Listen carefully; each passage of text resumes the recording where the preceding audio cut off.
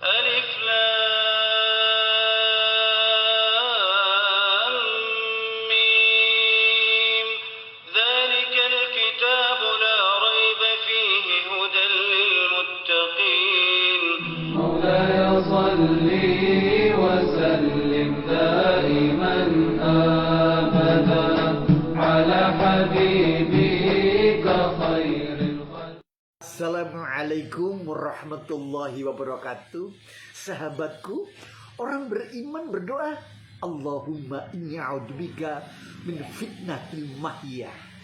Ya Allah, hamba berlindung kepadamu ya Allah dari fitnah kehidupan.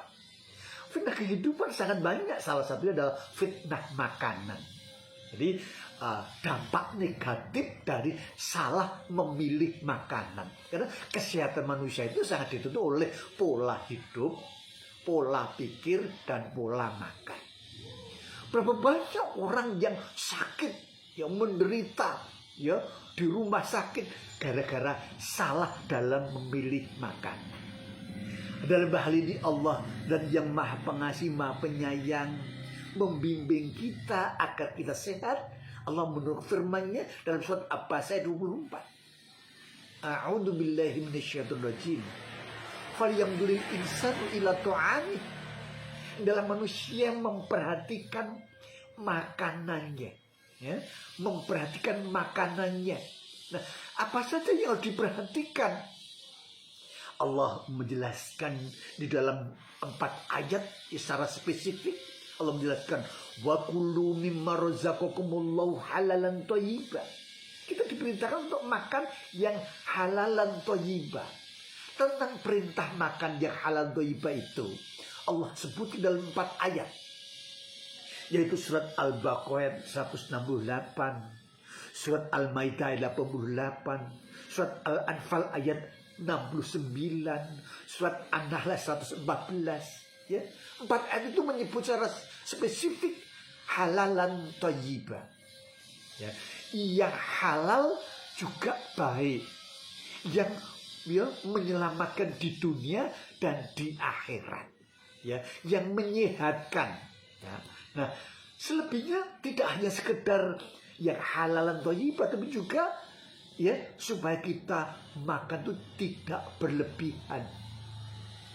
Allah menjelaskan dalam surat Al-A'raf ayat 31, Allah menjelaskan, ya bani Adam khudhu zinatakum inda kulli masjidin, ya, wa kulu wasrabu wa la tusrifu.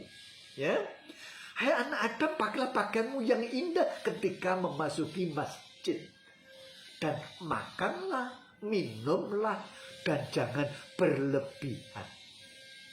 Ini pesan Allah, ketika kita makan jangan berlebihan, sehingga makan itu ada ukurannya. Sangat amat banyak ayat dalam Al-Quran yang berisi tentang ukuran. Ya. Sahabatku yang berbahagia, inilah yang menimbulkan berbagai penyakit jasmani manusia dari unsur makanan, yaitu meninggalkan yang halal. Ya, justru banyak makan yang mengkonsumsi yang tidak thayyib. Akibatnya banyak orang-orang yang menderita. Berapa banyak orang yang meninggal karena rokok. Bahkan di Indonesia itu ya 36.000 per bulan orang yang mati gara-gara rokok.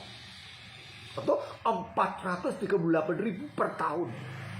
Ini mati gara-gara ya rokok.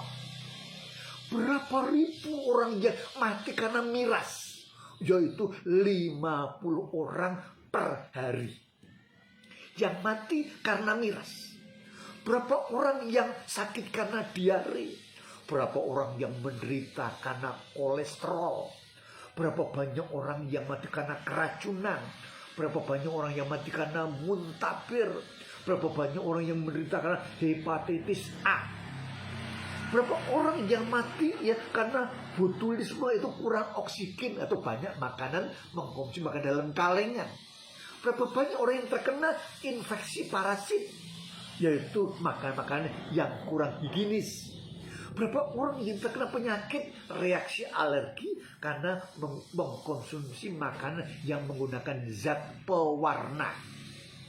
Yang mana zat pewarna itu bisa menimbulkan gatal-gatal, gangguan pernafasan, dan timbulnya penyakit kanker. Berapa orang yang menderita karena yang mengkonsumsi makanan yang menggunakan pengawet. Hati-hati. Ya, menggunakan pengawet. Semakin banyak mengkonsumsi makanan yang menggunakan pengawet, maka semakin besar peluangnya untuk menimbulkan penyakit. Maka Rasulullah itu sangat bijaksana ketika kita berbuka puasa disunahkan untuk mengkonsumsi makanan yang belum disentuh api, masih orisinil. Ya? Nah, solusinya adalah kita kembali kepada Al-Quran. Ternyata Allah dan yang maha penyayang, maha pengasih telah menyebutkan banyak makanan yang seharusnya kita konsumsi agar sehat. Satu, anggur. Disebut dalam surat Al-Isra ayat 91. Minyak zaitun yang membersihkan pembuluh darah. Itu dalam surat Al-Mu'minun ayat 20.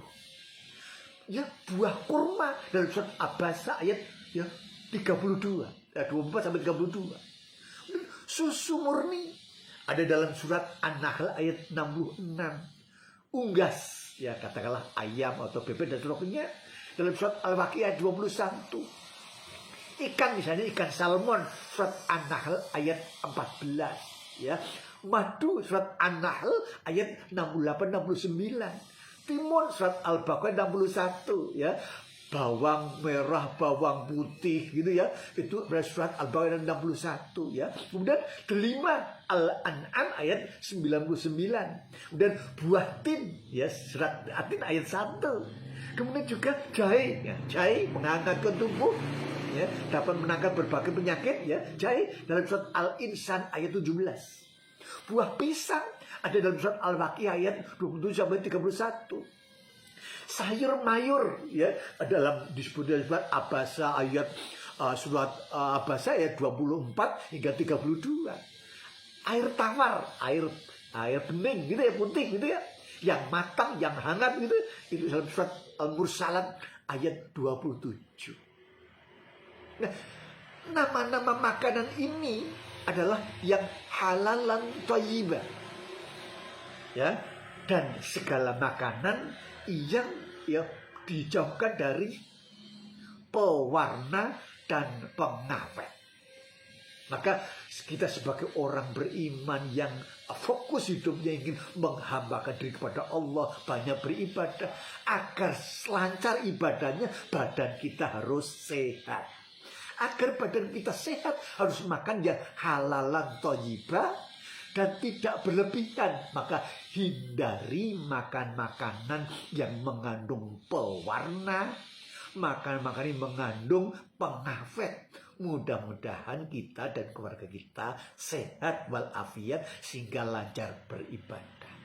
Kurang lebihnya mohon maaf. Akhirul kalam. Assalamualaikum warahmatullahi wabarakatuh.